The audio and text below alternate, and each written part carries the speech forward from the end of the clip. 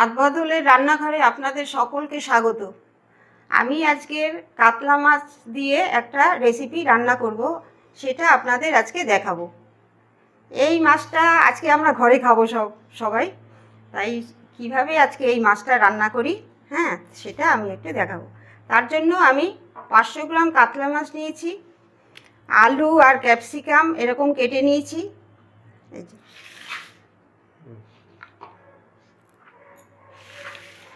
আর নিয়েছি একটা মাঝারি সাইজের টমেটো গ্রেট করে নিয়েছি, ধনে বেটে রেখেছি এখানে নিয়েছি জিরে বেটে, আর লাগবে 1 চামচ আদা, 2টো শুকনো লঙ্কা ফোড়নের জন্য, 3টে কাঁচা লঙ্কা গ্রেট করে নিয়েছি, আর 2টো কাঁচা লঙ্কা গোটা আছে একটু চিড়ে নিয়েছি।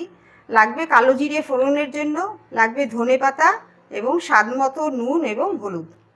দিয়ে কড়াই গরম হতে দিয়েছি, তার মধ্যে সরষের তেল দিয়ে দিয়েছি পরিমাণ মতো এই মাছগুলো ভাজার জন্য।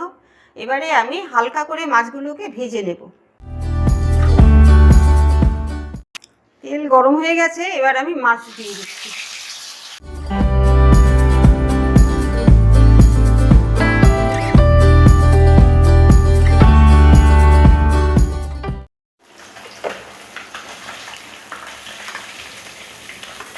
একটু যখন রং আসবে বাদামি রং, তখনই এটাকে তুলে দিতে হবে, কারণ বেশি কড়া মাছ ভাজলে খুব একটা ভালো হয় না।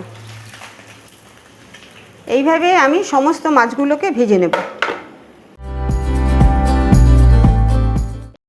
সমস্ত মাছগুলো ভাজা হয়ে গেছে, এবারে আমি মাছের ঝোলটা বসাবো।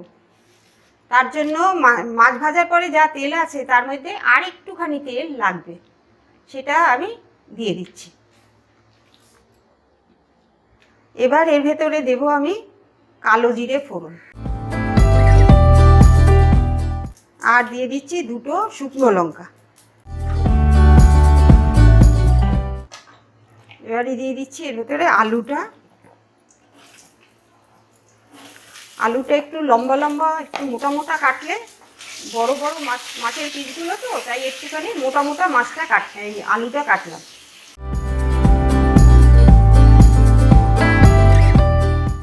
হয়ে গেছে, এরপরে আমি এর ভেতরে ক্যাপসিকামটা দিয়ে দিচ্ছি।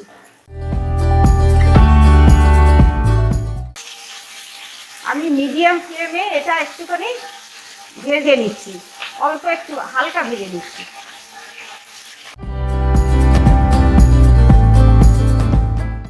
এবার আমি ফ্লেমটা কমিয়ে আমি সমস্ত মশলাগুলো এক এক করে দিয়ে দেবো। প্রথমে দিয়ে দিচ্ছি আদা আমি গ্রেট করে নিয়েছিলাম, আর দিয়ে দিচ্ছি 1/2 চামচের মতো জিরে বাটা,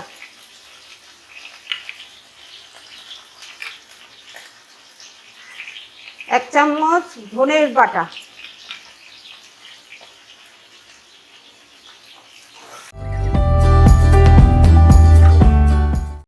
দিয়ে দিচ্ছি একটা মাঝারি সাইজের টমেটো গ্রেট করা, দিয়ে দিচ্ছি কাঁচা লঙ্কা গ্রেট করে রেখেছি 3টে, সেইটা। এবারে দিয়ে দিচ্ছি 1 চামচ হলুদ, দিয়ে দিচ্ছি 1 চামচ কাশ্মীরি লঙ্কার গুঁড়ো। এবারে একটু মিডিয়াম ফ্লেমে এটা একটুখানি কষিয়ে নেব। দিয়ে দিচ্ছি স্বাদ মতো নুন,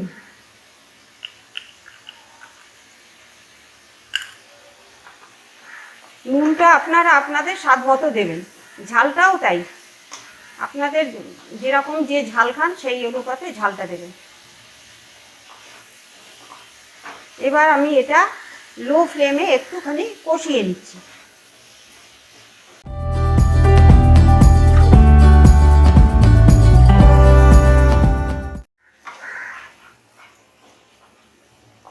কষানো হয়ে গেছে, এবারে আমি এটায় পরিমাণ মতো জল দেব।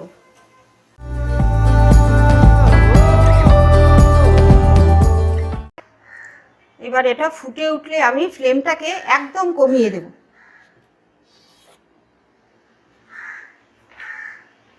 আমি ঢাকা দিয়ে দিচ্ছি, ফুটে উঠলে ফ্লেমটা একদম লো করে দেব।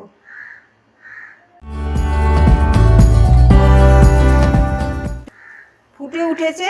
আমি এবারে এটা ফ্লেমটা কমিয়ে ঢাকা দিয়ে রাখছি 15 মিনিট। দিয়ে দেখছি কতটা আলু সিদ্ধ হয়েছে।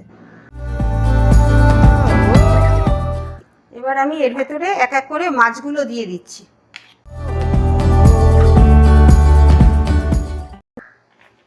আলু কতটা সিদ্ধ হচ্ছে কিনা দেখে নিচ্ছি, আর একটু হবে, তাই আমি এটা আবার একটু ঢাকা দিয়ে রাখছি। আলুটা আরেকটু সিদ্ধ হবে, আমি আরেকটু ঢাকা দিয়ে রাখছি। এবারে ঢাকাটা উঠিয়ে দেখছি কতটা মাছটা হয়েছে। এর ভেতরে দিয়ে দিচ্ছি 2টো কাঁচা লঙ্কা। এবারে আমি দেখি এটা আলুটা কতটা সিদ্ধ হয়েছে।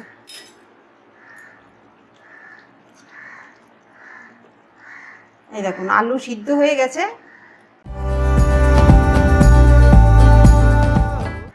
এবার আমি এতে দিয়ে দেব ধনেপাতা কুচি। সম্পূর্ণ রেডি হয়ে গেছে কাতলা মাছ, ক্যাপসিকাম আর আলু দিয়ে রেসিপি। এবার আমি এইটা প্লেটে সার্ভ করে আপনাদের দেখাচ্ছি। আমি গ্যাস বন্ধ করে দিচ্ছি, গ্যাস বন্ধ করে দিয়ে আপনাদের সার্ভ করে দেখাচ্ছি। রেডি হয়ে গেছে ক্যাপসিকাম আলু দিয়ে কাতলা মাছের ঝোল। খুব সহজ পদ্ধতিতে এই মাছের ঝোলটা করা যায় এবং খেতেও খুব সুস্বাদু হয়। আপনারা বাড়িতে একবার ট্রাই করে দেখুন। আমার এই রান্নাটি যদি আপনাদের ভালো লেগে থাকে তাহলে আমার চ্যানেলটিকে সাবস্ক্রাইব, লাইক এবং শেয়ার করতে ভুলবেন না। আর পাশে থাকা বেল আইকনটি ক্লিক করে অল প্রেস করবেন। ধন্যবাদ।